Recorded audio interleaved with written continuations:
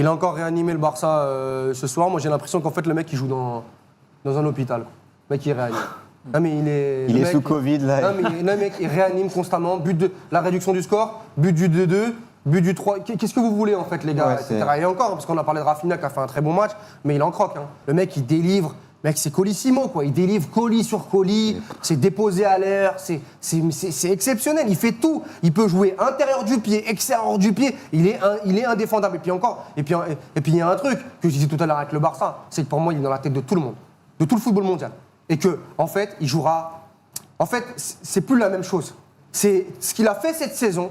C'est plus la même chose parce que, en fait, il conditionnera constamment ses adversaires. C'est Roger Federer à Wimbledon à un moment donné. Quand tu rentres sur le court central, tu joues pas, même si tu es un peu moins bien, etc., l'aspect psychologique va faire qu'à un moment donné, tu vas gagner ta bataille face à ton vis-à-vis. Et ça, moi, je trouve que c'est de plus en plus flagrant. Il a de plus en plus d'espace, et notamment, on l'a vu encore, moi à Giuseppe Meazza, où il y avait des prises à 2, des prises à 3, mais je pense que constamment, il va y avoir des mecs un peu comme, tu sais, comme avec Lionel Messi à l'époque, en disant, putain, les gars, c'est moi vraiment qui doit y aller, tu sais, même des mecs qui vont faire semblant d'y aller sur la Yamal pour pas se la manger, tu vois. Et moi, ça, je vois un mec qui, bien évidemment, a changé de dimension, ça on l'a vu, mais encore plus même dans le rapport à l'intérieur, en fait, du football, par rapport à la gestion de ses adversaires.